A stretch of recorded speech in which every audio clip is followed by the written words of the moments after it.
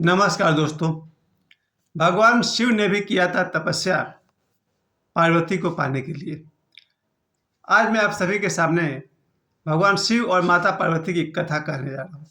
बचपन से सुनता आ रहा हूँ कि देवी पार्वती ने तपस्या करके भगवान शिव को पाया था। ये बचपन से लेकर के मेरा अब तक का एक्सपीरियंस था। लोगों से सुनता था कि देवी पार्वती ने घोर तपस्या की और भगवान शिव को प्राप्त किया। लेकिन इस बीच मैंने मनन किया, रिसर्च किया और ये पाया कि भगवान शिव ने भी तपस्या किया था पार्वती को पाने के लिए, अपनी पार्वती को पाने के लिए। देखिए, बचपन से हम सब सुनते आ रहे हैं शिव और पार्वती का अमर प्रेम कथा। भगवान शिव, जिन्हें आप अनंत कहिए, सदा से कहिए, शाश्वत कहिए, आज भी है, हम सब जानते हैं। इस धरती पर सारे पुरुषों को मिला भी दिया जाए और सारे स्त्रियों के प्रेम को भी जोड़ ले तो भी भगवान शिव और माता पार्वती के प्रेम से उनका कोई भी प्रतियोगिता नहीं हो सकता है। यानी धरती के सारे पुरुष मिलकर के भी उतना प्रेम नहीं कर सकते जितना भगवान शिव अपनी पत्नी पार्वती से प्रेम करते थे।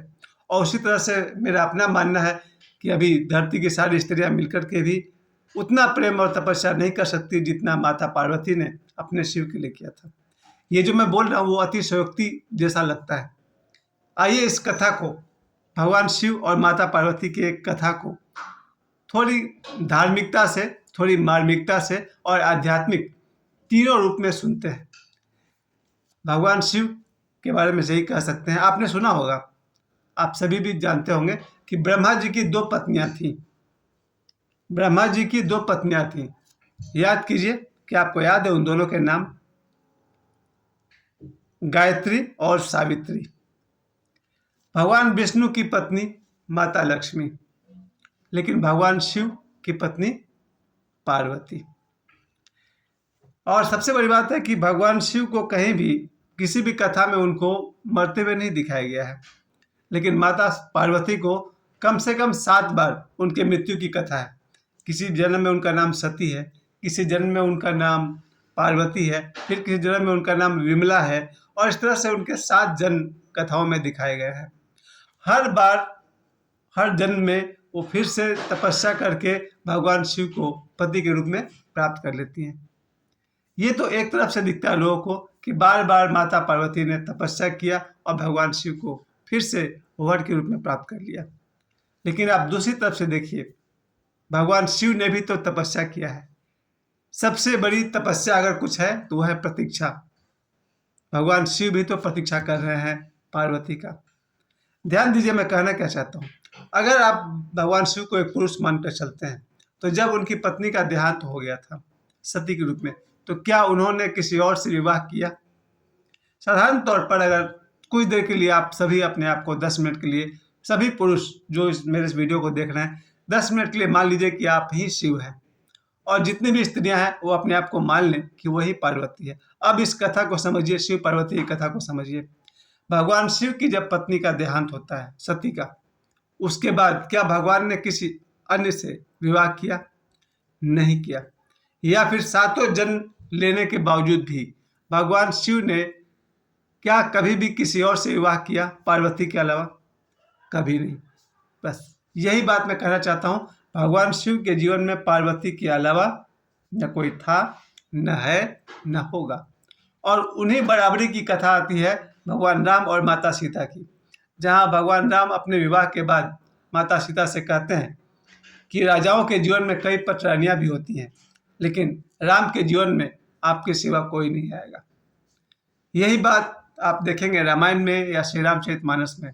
भगवान राम की एक ऊंचाई है, उनके जीवन में माता सीता के अलावा दूसरी कोई स्त्री नहीं आई। ठीक वही राम और सीता, यानी भगवान राम और माता सीता वाली ऊंचाई हमें दिखती है भगवान शिव और पार्वती में। भगवान शिव के जीवन में पार्वती के सिवा कोई दूसरा नहीं आया, और वही इतनी ही महानता है कि माता पार्वती के जीवन में पति के रूप में भगवान शिव के सिवा कोई दूसरा नहीं आया। आज मैं 2024 की बात कर रहा हूँ, चाहे ये बात दुखद लगे या किसी को चोट लगे। जनरली जो पति हो या पत्नी हो, असंभव है कि किसी एक पत्नी के हृदय में या जीवन में एक ही स्त्री का निवास हो। संभव भी है क्योंकि दुनिया में लाखों लोग होंगे, शायद करोड़ों लोग होंगे, जिनके जीवन में सिर्फ एक पत्नी है और उन्हीं पत्नी के लिए उनका प्रेम है। जरूर होंगे, 700 करोड़ लोग दुनिया में रहते हैं, कहीं ना कहीं 1 आध करोड़ लोग ऐसे दुनिया में होंगे जिनके मन में, जिनके जीवन में केवल एक पत्नी रहती है। और दूसरी तरफ 700 करोड़ की जनसंख्या में कहीं न कहीं 1-2 करोड़ औरतें ऐसी भी होंगी जिनके जीवन में और मन में सिर्फ उनका पति एक ही व्यक्ति रहता होगा। यही ऊंचाई है भगवान शिव और माता पार्वती के प्रेम की। देखा जाए तो मेरी अपनी भाषा में, मॉडर्न भाषा में, इस धरती का पहला प्रेम विवाह, लव मैरिज भगवान शिव और माता पार्वती का है। क्योंकि जैसे हम लोग के यहाँ शादी होता है कि कुछ लोग होते हैं जो लड़के वाले के लिए लड़कियों के पास जाते हैं और बातें चलाते हैं, 2 गार्जियंस रेडी हो गए और एक लड़का एक लड़की की शादी हो गई। लेकिन भगवान शिव की कहानी में कुछ और है। भगवान शिव माता पार्वती को जानते हैं पहले से, माता पार्वती शिव जी को जानती है पहले से, जानती भी नहीं है, मानती भी है, उनको अपना पति पहले से मानती है।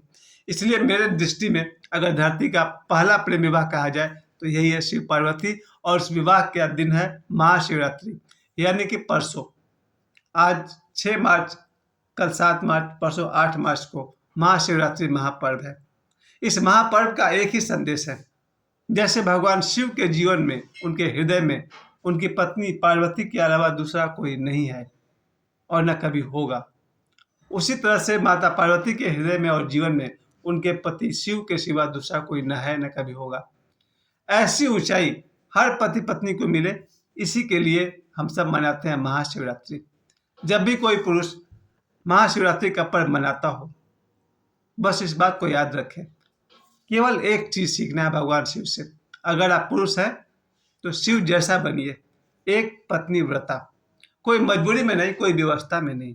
ईश्वर करे आपकी समझ, आपका प्रेम इतना ऊंचा हो कि हर पुरुष के जीवन में बस एक पत्नी हो, काफी है, बहुत है, जरूरत से ज्यादा है। 1,000 करोड़ भी उसका मुकाबला नहीं कर सकते हैं एक के मुकाबले। एक पति के लिए, एक शिव के लिए एक पार्वती काफी है, एक पार्वती के लिए एक शिव काफी है। वही बात आज भी सही है, 2024 में भी सही है। एक पुरुष के लिए एक स्त्री काफी है, काफी से ज्यादा है, और एक स्त्री के लिए एक पुरुष पर्याप्त है। परसों महाशिवरात्रि पर हम सब इस पर्व पर इस बात को समझें, क्योंकि 2024 में आज जो भी समय चल रहा है, चाहे वो टेलीविजन का धारावाहिक हो या फिर वेब सीरीज हो या फिर फिल्म हो, सब में यही दिखाया था कि एक आदमी का अफेयर 4 के साथ, एक पति का अफेयर 2-3 और औरतों के साथ जहां वो ऑफिस में काम करता है, या एक औरत का अफेयर उसके एक्स बॉयफ्रेंड और वाई और जेड बॉयफ्रेंड सबके साथ। एक ऐसा समय है आज का समय, शायद हमेशा से रहा हो, लेकिन आज इस बात को हम सब समझते हैं। अखबार में न्यूज होता है इसके विषय में, समाज में चर्चाएं होती है, या फिल्मों में दिखाया जाता है कि एक पति कई औरतों से रिलेटेड है।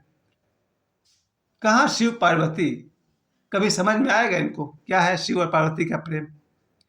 और ये मैं विदेश की बात नहीं कर रहा हूँ, अपने भारत की बात कर रहा हूँ, हम सब की बात कर रहा हूँ।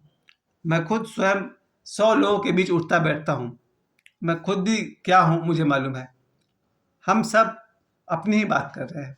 एक पुरुष के मन में अगर एक ही स्त्री हो तो उसने शिव को समझा और भगवान शिव को अपनाया, और वो भगवान शिव के महाशिवरात्रि व्रत का अधिकारी हुआ।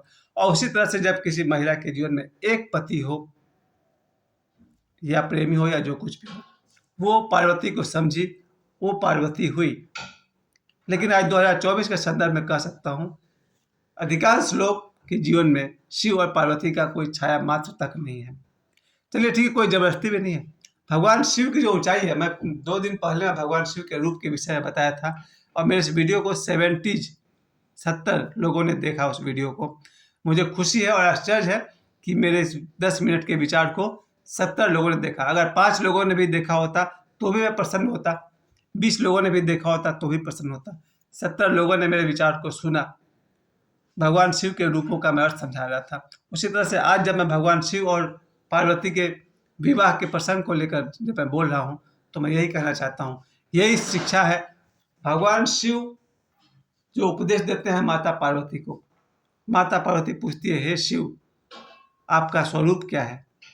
और भगवान शिव इस प्रश्न के उत्तर में उन्हें ध्यान की विधियां सिखाते हैं, मेडिटेशन सिखाते हैं। जो पति यानी भगवान शिव जो पति अपने पत्नी को ध्यान सिखा रहा है वो शिव है।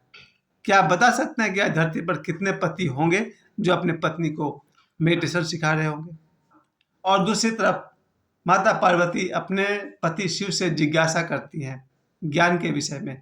आज कितनी औरतें हैं जो अपने पति से ज्ञान के विषय में जिज्ञासा करती हैं? वैवाहिक जीवन मैंने भी जिया है 13-14 साल तक। पति पत्नी का जीवन 25% स्वर्ग और 75% नर्क, या फिर ऐसा कुछ वाइस वर्सा होकर रह जाता है।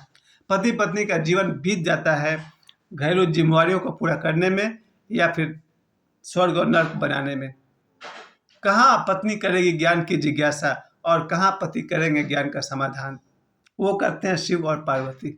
भगवान शिव और माता पार्वती पर अगर मैं बोलने लगूँ बहुत समय रहेगा। बस इतना ही मैं कह सकता हूँ कि परसों महाशिवरात्रि है। भगवान शिव और पार्वती, भगवान शिव के जीवन में पार्वती के सिवा न कोई था, न है, न होगा, न उनके जीवन में, न उनके स्मरण में, न उनके मन में। और दूसरी तरफ माता पार्वती के मन में और जीवन में भगवान शिव के सिवा न कोई था, न है, न होगा। इस शिव और पार्वती के विवाह के अवसर पर महाशिवरात्रि पर आप सभी को मैं संदेश देता हूँ, हर पुरुष कुछ सीखिए भगवान शिव से और हर स्त्रियाँ कुछ सीखे माता पार्वती से। भगवान शिव और पार्वती पर कुछ बातें जो इस विषय में बहुत कुछ कहनी है, कल बात करेंगे। मुझे समय देने के लिए आप सभी को बहुत बहुत धन्यवाद।